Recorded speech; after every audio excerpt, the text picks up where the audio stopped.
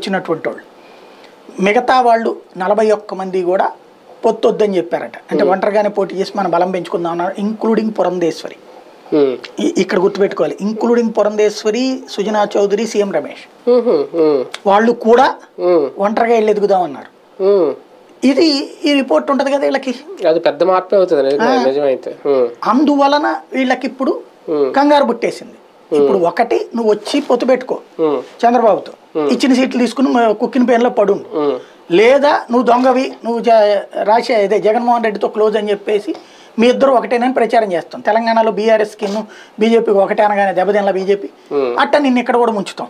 ఇదంతా చంద్రబాబు గారు రాజకీయం స్టార్ట్ అయిందని అనుకోవాలా, లేదు ఓన్లీ ఆర్కే గారి సొంత పైత్యం అని అనుకోవాలా? బాబు గారు ఇంత డీప్గా వీళ్ళతో చేయిస్తారని నేను అనుకోను. బాబు గారికి ఏం కావాలో, ఇప్పుడు సాధారణంగా పాతకాలపు భార్య లాంటోడు రాధాకృష్ణ గారు. పాతకాలపు భార్య పిల్లల్ని అందరినీ కూడా సెకండ్ ప్రయారిటీ ఇస్తుంది. ఫస్ట్ భర్త రాగానే కాళ్ళకి బూట్లకి తీసి దగ్గరుండి మంచినీళ్ళు ఇచ్చి కూర్చోబెట్టి టీ ఇచ్చి తలనొత్తి కాళ్ళొత్తి ఇవన్నీ చేస్తుంది. భర్త ఎలా కోరుకుంటే అట్లా రెడీలో ఉంటుంది ఆవిడ. అట్లాగా చంద్రబాబు గారి పిల్లల్ని కూడా అట్లా తయారు చేస్తుంది. వాళ్ళ బంధువులు కూడా తన భర్తకు అనుగుణంగా తయారు చేస్తుంది. ఇప్పుడు ఇక్కడ ఈయన అట్లాగా వ్యవస్థని, ఈయన పాతకాలపు భార్య చంద్రబాబు కరెక్ట్గా ఆ రూట్లో సెట్ రైట్ చేస్తాడు అనమాట.